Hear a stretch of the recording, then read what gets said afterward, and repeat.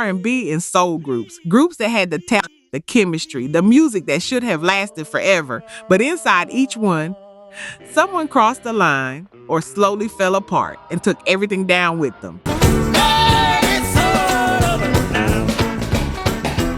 These are the groups of the 60s and 70s that never came back from it. Never. One member each, 10 collapsed legacies. Let's count them down. We got to live together. Number 10, Baby Huey and the Babysitters. Don't admit I must be some kind of creature up there. Here's the thing about Baby Huey, and I want you to lean into this one, because most people who love this era of music have never heard his name. But by the end of this story, you'll understand exactly why they should have. James Ramey grew up in Indiana, then moved to Chicago as a teenager and started fronting groups on the city's south side. He called himself Baby Huey, after a cartoon duck who was impossibly large and just as powerful. The name fit perfectly. Ramey weighed over 350 pounds due to a glandular disorder, and every pound of him was presence. That voice could stop a room, not just quiet it. Stop it. And I'm sick and tired of having so many hard times, baby. By 1969, Curtis Mayfield caught a Baby Huey in the Babysitters performance and offered this man a deal on the spot with Curtis Records. And here's where the story should open up into something extraordinary. Having hard times in this crazy town. Donny Hathaway. Yes, that Donny Hathaway was helping produce the sessions. Think about who Donny Hathaway is. The caliber of musician that places you in a room with him tells you everything about how special Baby Huey was. But here's what was already eating him alive. Having hard times, there's no love to be found. Baby Huey had been addicted to heroin since his mid-teens. By 1970, that addiction had spread to every corner of his career. He'd miss gigs, cancel sessions, show up to shows in no condition to sing. In this crazy town, his bandmates, the Babysitters, would wait backstage not knowing if he was even coming.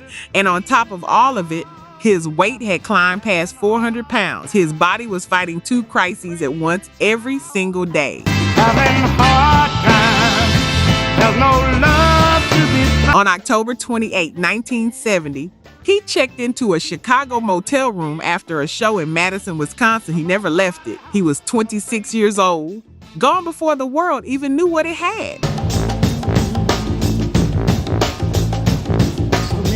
The Babysitters album, The Baby Huey Story, The Living Legend, was released in 1971 as a memorial. And here's the part that hits different when you realize it. Come outside, although I'm filled with love, I'm afraid. If you've listened to hip-hop in the last 40 years, you've almost certainly heard those sessions. Producers have sampled that music over and over. The sound survived. Baby Huey's genius survived. Kind of creature up there having fist. But the group that stood behind him, the Babysitters, who waited on him every night, who believed in what they were building, they didn't survive. Ended by the one thing nobody in that circle could stop. Surprise, I find a man corrupt. And if you've ever watched someone you love slowly disappear into addiction while everyone around them just kept hoping today would be different, you know exactly what the Babysitters lived through. Every night on that road. Won't see them seeing me having hard times. Number 9 is a different kind of story. This one's about someone who walked into a room that wasn't his and left with everything in it. I'm sick and tired of paying dues, baby. Number 9, the famous Flames. Bobby Bird built something in Toccoa, Georgia in 1953. He called it the Famous Flames. And then he made a decision that, looking back, he probably spent the rest of his life thinking about. Please, please, please. He invited James Brown to join. Now, I need you to understand something. James Brown was not the founder of the famous Flames. Bobby Byrd was. Baby, take my hand. Byrd recruited Brown after they met in prison. He was the one who saw something in this wild, combustible young man and decided to build a group around that energy. And for a while, that's exactly what it was, a group. When Please, Please, Please came out in 1956, even the record company billing reflected the truth. James Brown with the famous Flames. Then the fame came. And with it, something else. James Brown had a talent for the stage that was almost ungovernable. His dancing, his showmanship, his voice. It absorbed all the oxygen in every room he entered. And as the 1960s rolled through, the famous Flames started to disappear. Not quietly, just incrementally. I love you so. The name changed. The billing changed. The money certainly changed. Brown paid his musicians poverty wages and fined them for wrong notes and missed dance steps. Bobby Byrd, the man who had given James Brown his first opportunity, was reduced to a background vocalist, a sideman, in his own group. You know what Byrd's voice is doing on Sex Machine in 1970? I love you so. When James Brown screams, "Get up," that voice answers, "Get on up," is Bobby Byrd.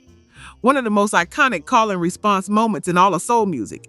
And most people had no idea who that voice belonged to. By 1968, the famous Flames had dissolved into Brown's solo empire. Byrd stayed loyal until 1973, then finally left. He had a modest solo career, a cult following, an underground legacy. But here's the part that still stings to talk about. When James Brown was inducted into the Rock and Roll Hall of Fame in 1986, the very first induction ceremony, Bobby Byrd and the famous Flames were not included, not invited to that table. The man who founded the group, who gave Brown his platform, who was responding voice on their biggest records, didn't get in until 2012, posthumously, 5 years after he died. Bobby Byrd passed away in September 2007. James Brown had died 3 months before him that same year. And Byrd went to his grave having spent 50 years watching someone else get celebrated for the thing he built. And whether that's disgrace or justice, I'll let you decide. But the famous Flames, they never got their moment, not really. Please, please, please, please. Number 8. A story about an arrest, a lie the country told, and a voice that couldn't survive either. Baby,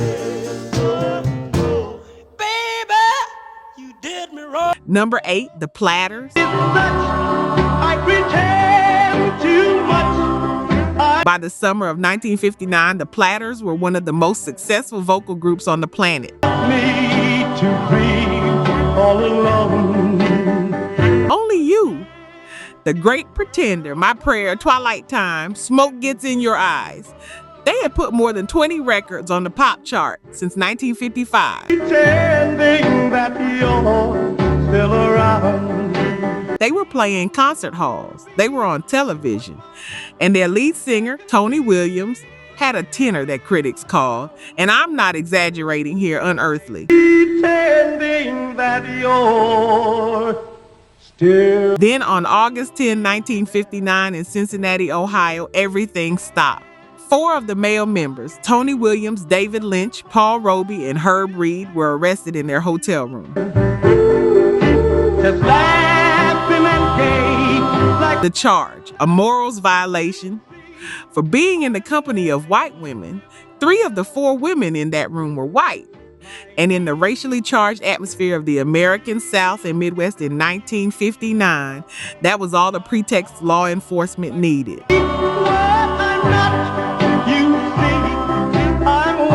They weren't convicted of anything. By December of that year, all charges were dropped.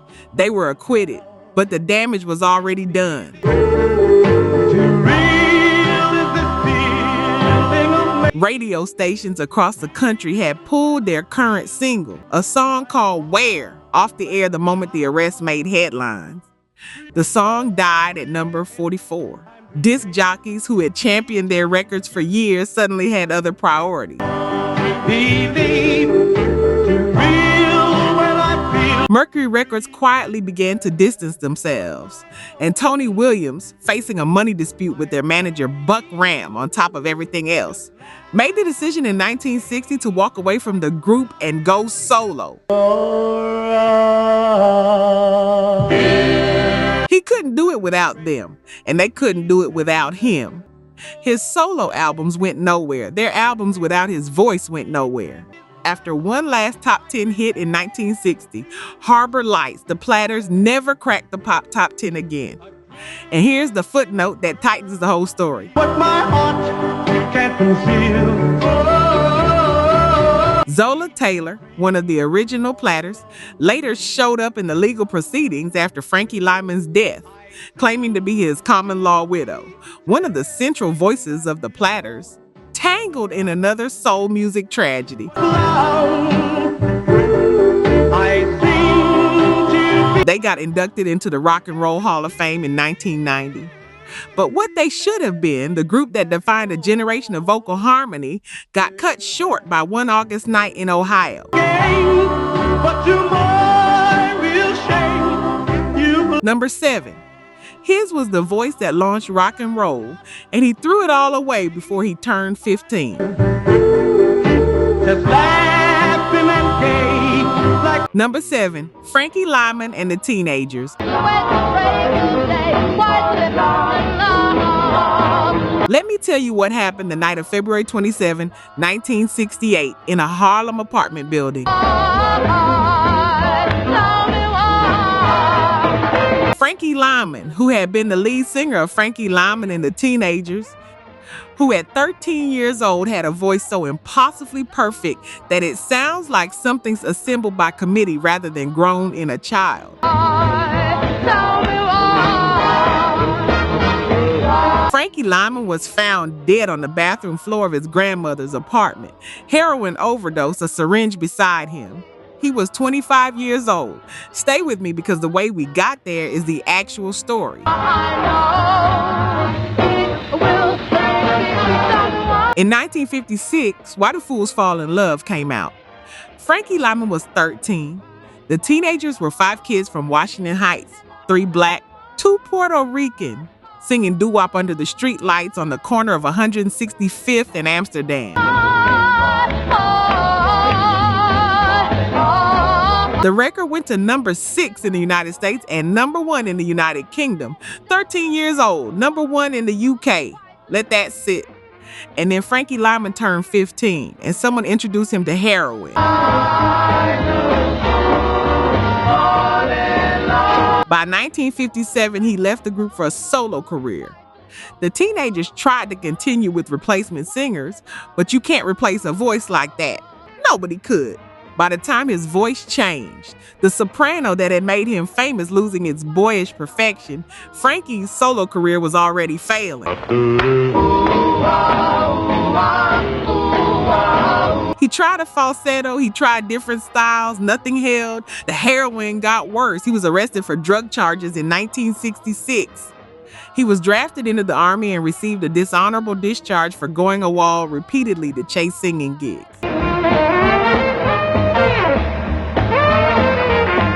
In 1967, he married a Georgia school teacher named Amira Eagle and got himself clean for what appeared to be the first real stretch of his adult life. There was a new record deal, a new session book. He went to New York for a promotional appearance in February of 1968, and that's where it ended. And here's the part that turns tragic into surreal. After his death, 3 separate women came forward claiming to be his legal widow, including Zola Taylor, the same singer from the Platters we just talked about. A decade of courtroom battles over who owned Why Do Fools Fall in Love? The Teenagers, Herman Santiago, Jimmy Merchant, still fighting for the songwriting credit they say was theirs well into the 1990s. He was the first black teenage pop star in America, and the group he abandoned at 15 to chase a future that never came. They never found another moment like the one he took with him.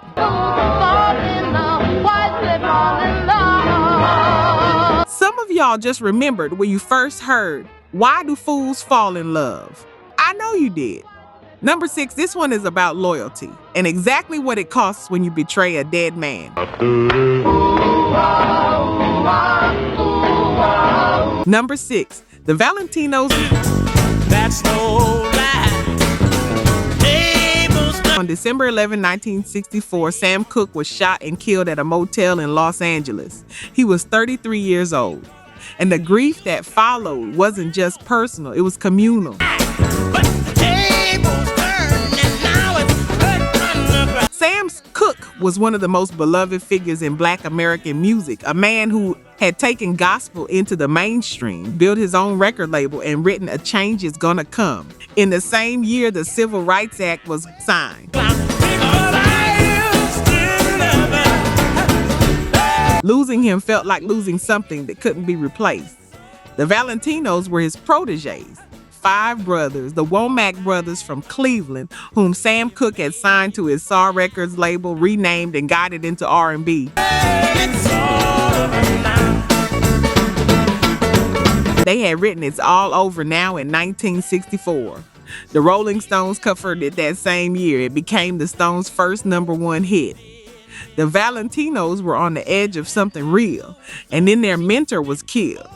And what Bobby Womack did 3 months later, 3 months ended everything. In March 1965, Bobby Womack married Barbara Campbell, Sam Cooke's widow. And this is the detail that people still talk about. Bobby reportedly wore one of Sam Cooke's suits to the ceremony. The backlash was immediate and total. Radio stations refused to play Valentinos records. Promoters stopped booking them. Bobby's brothers fell out with him. Sam Cooke's fans, Sam Cooke's family, and much of the soul music world turned away. I used to wake up in the morning and get my breakfast in bed. The Valentinos as a group essentially ceased to exist. Bobby was essentially blacklisted. He spent years doing session guitar work. He was too talented for the industry to ignore completely and slowly rebuilt a solo career. But the Valentinos were gone. And the window they've been standing in front of, the one Sam Cooke had opened for them, slammed shut the day that wedding made headlines. There's a postscript story that I'll just mention because it belongs here. In 1970, Bobby's wife, Barbara, found in bed with her daughter, Linda Cooke. She shot him. The bullet grazed his temple. He survived.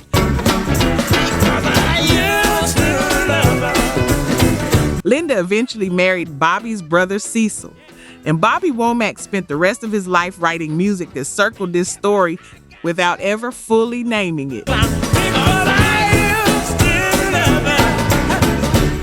He called one of his later songs, "I Wish He Didn't Trust Me So Much." Some of you are sitting very still right now. I understand. Number 5 is Coming, and this one's about the night after the Grammy win. Number 5, Sam and Dave. In 1968, Sam and Dave won a Grammy for Best R&B Group Performance. Soul Man had just become one of the defining records of an era. They were at the absolute peak. 2 voices that shouldn't have worked together on paper and were somehow in practice the most explosive vocal combination soul music had ever produced. And somewhere in that same year, Dave Prater shot the woman he loved. Here's what happened. Sam Moore was the gregarious showman, the one you heard first, the one whose voice opened every door. Dave Prater was quieter, more internal, but no less gifted. Together, working out of Stax Records with songwriters Isaac Hayes and David Porter and Booker T and the MGs as their backing band, they had built something truly rare. But Dave Prater was also a man being consumed by jealousy. By December of 1969, after returning from a Little Anthony and the Imperials concert in Miami with his girlfriend, Judith Gilbert, the jealousy boiled over into something that couldn't be taken back. He retrieved a gun from the bedroom and shot her in the head. Judith Gilbert survived. And in one of the stranger footnotes in soul music history, she ended up marrying Prater not long after. But Sam Moore never forgave him.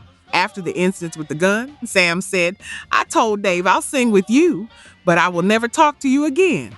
Ever." He meant it. They shared a stage for years while not speaking a single word to each other off stage. They broke up in June 1970. And without that specific chemistry, the trust and tension that made them Sam and Dave, not just two singers hired to stand next to each other, neither of them ever made music like that again. Dave Prater later toured as the new Sam and Dave Revue with a different vocalist, a man named Sam Daniels, who looked the part. Sam Moore spent years in legal battles trying to stop him from using the name.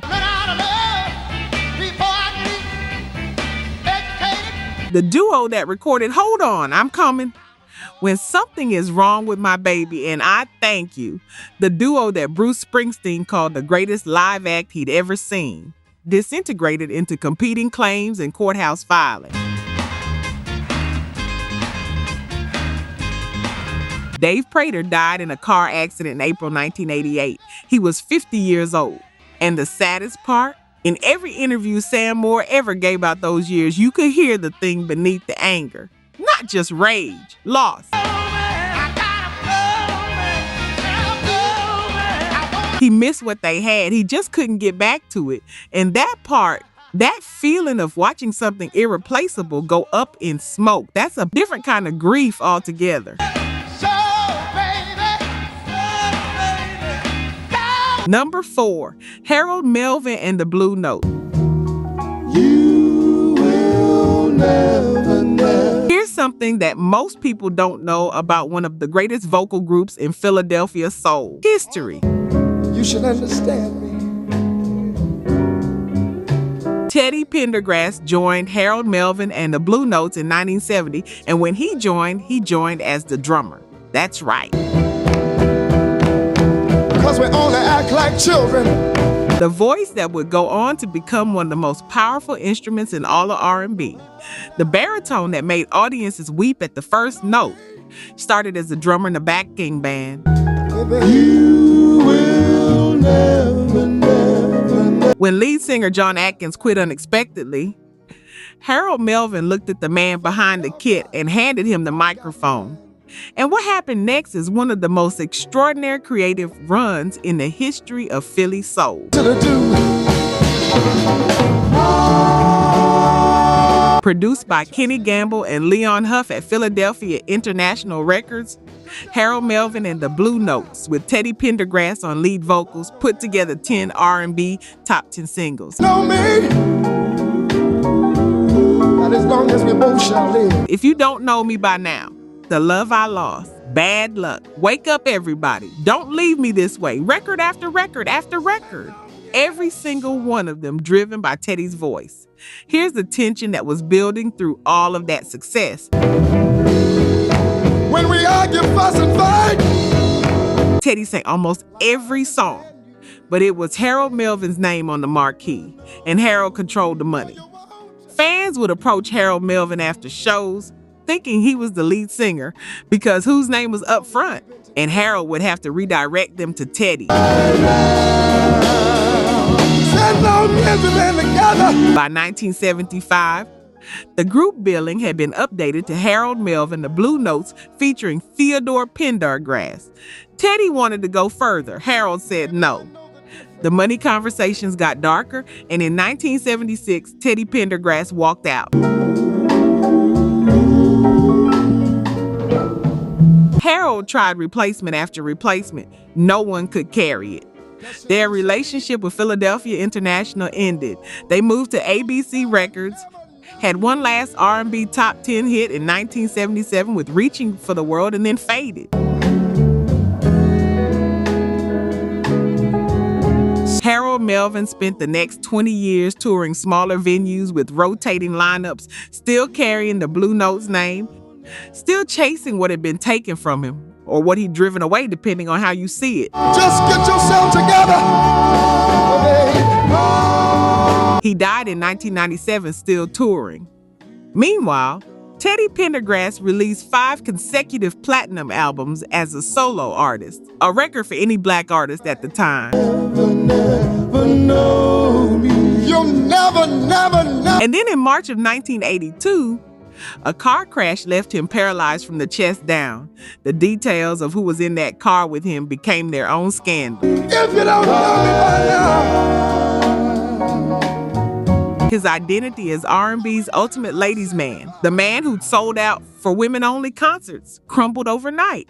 He spent the rest of his life making music from a wheelchair, proving people wrong one album at a time. He died in January 2010. How many women will admit you got yours too? I don't hear nobody. Harold Melvin had been gone for 13 years by then, and the Blue Notes, the group that had once defined what Philadelphia soul could be, are largely remembered now through Teddy's voice, not Harold's name. We've been through. And maybe that's the most honest version of the story. One man refused to share what they built, and in refusing, he lost all of it. Just trust in me. Oh, baby. Number 3. This is the one everybody knows something about, but not everything. Never, never, never, never, never. Oh, baby. Number 3. The Temptations. Marvin Gaye once said about David Ruffin, "I heard in his voice strength my own voice lacked." That's what you were dealing with when you were dealing with David Ruffin, a voice that even Marvin Gaye looked at with something approaching awe. From 1965 to 1968, that voice was the engine of the Temptations. My girl ain't too proud to beg, beauty's only skin deep. I wish it would rain. 4 years. Dozens of recordings. The greatest soul group in the world, and David Ruffin was the reason you couldn't look away. And then the cocaine got a hold of him, and the ego followed close behind. By 1968, Ruffin was missing concerts and rehearsals. He was showing up when he felt like it. He had started demanding out loud, in front of his bandmates, that the group be renamed David Ruffin and the Temptations, like Diana Ross had gotten. That one comparison tells you everything you need to know about the size of the disconnect that had opened between Ruffin and the other 4. The tipping point came when he skipped a concert in Cleveland. Not because he was sick, not because something had gone wrong on the road. He wasn't there because he was across town at his girlfriend's show. He chose that over the Temptation stage. He chose her over the group that had made him who he was. The Temptations fired him the next day, June 27, 1968. And what happened next is either tragic or it's something else entirely.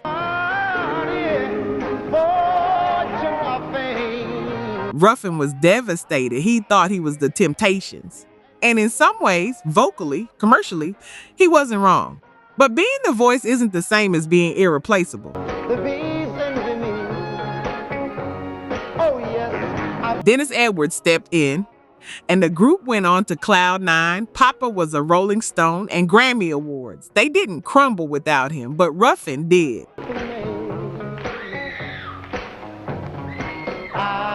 He started showing up at their concerts uninvited. When the group would begin performing one of the songs he sung lead on, he would find a way onto the stage, physically rushing past security, grabbing the microphone away from Dennis Edwards, and singing the parts that used to be his. The audiences loved it. The Temptations were humiliated.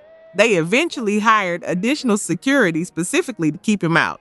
He had brief solo success. Then a reunion tour in the 1980s that ended badly. Same problems, missing shows, unreliability.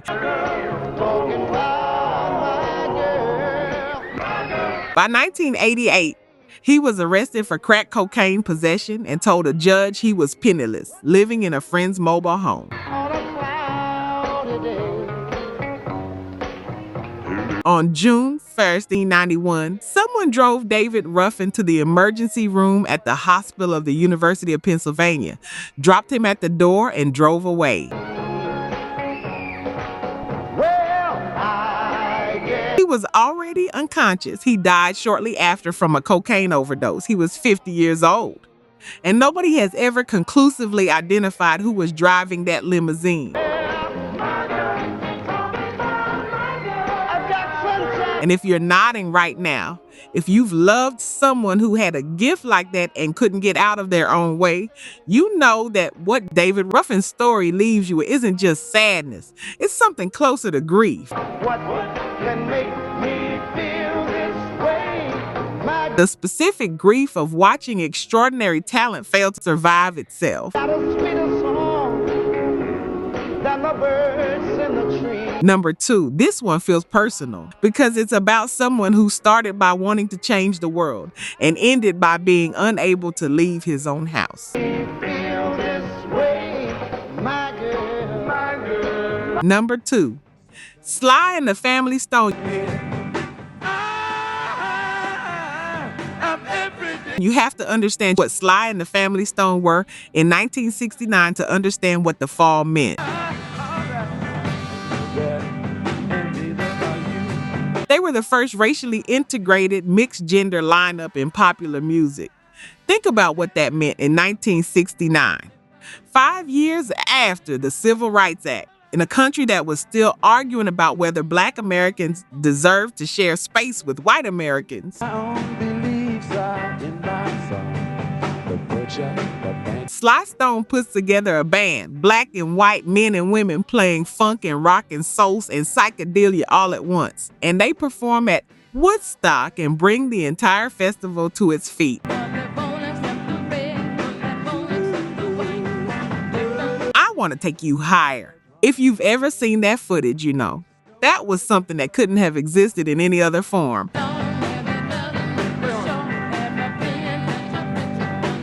Everyday people, hot fun in the summertime. Thank you, Valentinos, Be Mice, Elf Agon, back-to-back #1s, a creative vision that nobody in the music industry knew how to categorize because it was bigger than any category they had. Then Sly Stone moved to Los Angeles, and the cocaine found him. By 1970, he had become notorious for no shows. He would miss concerts with no explanation. His band, the actual Family Stone, his sister Rose, his brother Freddie, Larry Graham, Cynthia Robinson, Greg Errico, would be backstage in full wardrobe, waiting for a frontman who wasn't coming. In July 1970, he didn't show up to a concert at Grant Park in Chicago. The crowd, which had been waiting, turned. They started throwing bottles and rocks at the stage. Police moved in with batons. By the time it was over, 162 people were injured. 3 young people were shot. That is what a no-show means when you are that famous. He retreated into a Bel Air mansion surrounded by guns and paranoia. The album that came out of that period, There's a Riot Going On, in 1971, was recorded almost entirely alone. Instruments over instruments in that house. It's a masterpiece in its way. It's also the sound of someone disappearing. Larry Graham, his bass player, one of the most important musicians in the history of funk, left in 1972 after a confrontation so severe that, by some accounts, it involved a threat on Sly's life. The group staggered forward, releasing Fresh in 1973, one more great album, and then falling apart publicly. They officially disbanded in January 1975 after a concert that almost no one came to. Sly Stone spent the next decades in and out of drug programs, legal battles, and failed comeback attempts. He was found living in a van in Los Angeles in 2011. A man who had once stood in front of 500,000 people at Woodstock. He died on June 9, 2025, at the age of 82. From complications related to COPT, he passed peacefully surrounded by his children. And whatever the ending looked like, it couldn't take away what the beginning was. But it also couldn't give back what his addiction cost the people who built that music with him. The family Stone deserved more than what they got. Number 1. This is the one you were waiting for, because you knew it was coming, and knowing it was coming doesn't make it any easier. Number 1. The Ike and Tina Turner Revue. Let me tell you something about the song River Deep Mountain High. It came out in 1966. It was produced by Phil Spector, the most powerful record producer in the world at that time. The recording session features some of the greatest studio musicians in Los Angeles, dozens of overdubs, a wall of sound built over weeks. And here's what you might not know. Phil Spector banned Ike Turner from the studio while they were recording it. He found Ike so disruptive, so controlling, so volatile that the only way the record could be made was with Ike removed from the room. That detail right there is a window into what it was like to be inside the Ike and Tina Turner Revue. Ike Turner was brilliant, genuinely, legitimately brilliant. He was an architect of early rock and roll. Rocket 88 in 1951 is widely considered a contender for the first rock and roll record ever made. He built the Revue, he wrote songs, booked the tours, ran the band. And he met Anna Mae Bullock in 1956 when she was 17 years old, saw what that voice could do, and built a machine around it. But I never saw the good side of a city till I hitched a ride on. He renamed her Tina. He controlled everything. The sound, the set list, the money, the access, the narrative, everything. And alongside all of that control, he beat her. He broke her jaw. He gave her black eyes so frequently, she learned to time her healing around tour schedule. He poured hot coffee on her face. He raped members of his own touring company. He consumed cocaine until, as Tina later described, there were guns under the recording console and it felt like living in hell's domain. She attempted suicide in 1968. She had been with him for 12 years. She had nowhere else to go, no money she could call her own, no identity outside of what he constructed. On July 1st, 1976, they were in a limousine heading to a hotel in Dallas. Ike hit her the entire ride from the airport. By the time they reached the hotel, the left side of her face was swollen beyond recognition. And something in Tina Turner finally made a decision that had been years in the making. She waited for him to fall asleep. She grabbed 36 cents from her purse and a mobile credit card, and she ran across a freeway in the dark of night, nearly hit by a truck, to another hotel. She filed for divorce. She left with nothing. She was given the rights to her own name as the only asset in the settlement. And then she rebuilt into one of the most successful solo careers in the history of popular music. Ike Turner was convicted of cocaine possession in 1990. He served 18 months in federal prison. He was sitting in a cell when the Ike and Tina Turner Revue was inducted into the Rock and Roll Hall of Fame in 1991. But I never saw the good side of a city till I hitched a ride on. He died of a cocaine overdose in December 2007. He was 76 years old. The Revue had produced Proud Mary, the Grammy-winning record that became Tina's signature, had toured with the Rolling Stones, had a catalog of music that still sounds vital today.